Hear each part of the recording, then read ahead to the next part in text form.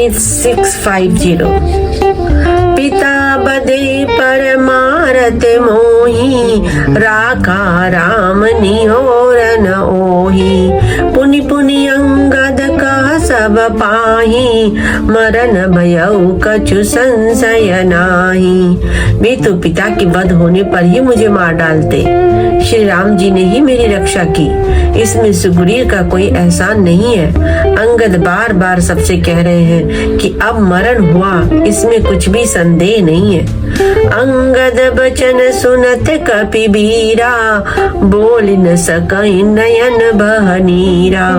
क्षण एक सोच मगन होई रहे, पुनियस बचन कहत सब भये। वानर वीर अंगद के वचन सुनते हैं किंतु कुछ बोल नहीं सकते, उनके नेत्रों से जल बह रहा है। एक क्षण के लिए सब सोच में मग्न हो गए, फिर सब ऐसा वचन कहने लगे।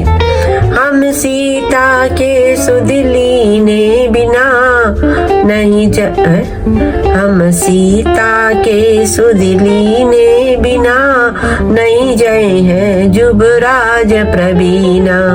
अस कई लवन सिंध तट जाई, बैठे कवि सब दर्ब डसाई।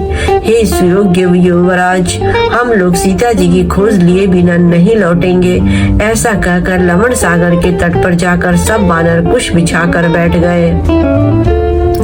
जामवंत अंगद दुख देखी, कहीं कथा उपदेश बिसेखी।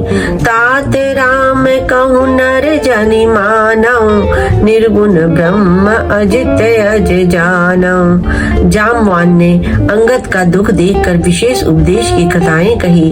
वे बोले, हे तात, श्री राम जी को मनुष्य न मानो, उन्हें निर्गुण ब्रह्मा अजेय और अजन्मा समझो।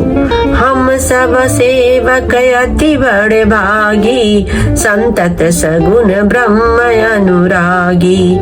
हम सब सेवक अत्यंत बड़भागी हैं, जो निरंतर सगुण ब्रह्मा श्री राम जी में प्रीति रखते हैं। निज इच्छा प्रभु अवतरई, सुरमई गो द्विज लाग।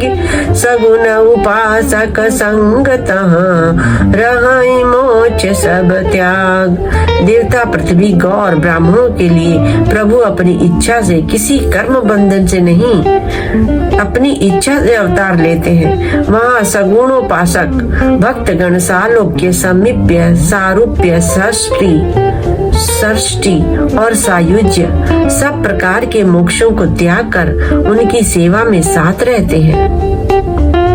यही विधि कथा कहे बहु भांति, गिरी कंदरा सुनी संपाति। बाहर हो ही देखो बहु कीसा, मोहि आहार दीन जगदीशा। इस प्रकार जामवान बहु प्रकार से कथाएं कह रहे हैं। इनकी बातें पर्वत की कंदरा में संपाति ने सुनी। वह बाहर निकलकर उसने बहुत से बानर देखे। तब वह बोला, जगदीश्वर ने मुझको घर बैठे बहुत सा आहार भेज दिया।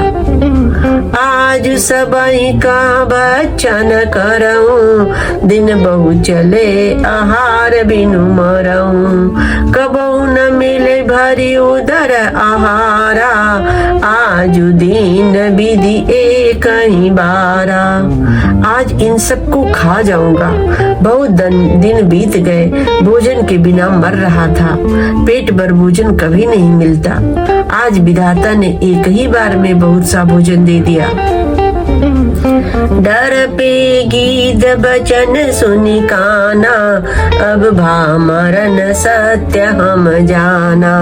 कपि सब उठे गिद्ध कहाँ देखी, जामवंत मन सोच बिसेखी।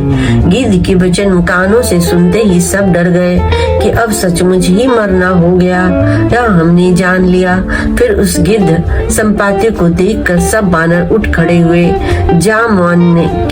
जाम्बवान के मन में विशेष सोच हुआ। का अंगद बिचारी मन माही, धन्य जटाओ सम को नाही। राम काज कारण तनु त्यागी, हरिपुर गयऊ परम बड़ भागी। अंगद ने मन में विचार कर कहा, आहा, जटायु के समान धन्य कोई नहीं है। श्री राम जी के कार्य के लिए शरीर छोड़कर वह परम बड़भागी भगवान के परम धाम को चला गया। सुनि खग हर्ष शोक जुत बानी, आवा निकट कपिन भय मानी। तिनहि अभय करि पूछ सि जाई, कथा सकल तिन ताहि सुनाई। हर्ष और शोक से युक्त वाणी समाचार सुनकर वह पक्षी संपाति वानरों के पास आया। वानर डर गए। उनको अभय करके अभय वचन देकर उसने पास जाकर जटायु का वृतांत पूछा। तब उन्होंने सारी कथा उसे कह सुनाई। सुनि संपाति बंधु कह करनी, रघुपति महिमा बहु विधि बरनी। भाई जटायु की करनी सुनकर संपाति ने बहुत प्रकार से श्री रघुनाथ जी की महिमा का वर्णन किया।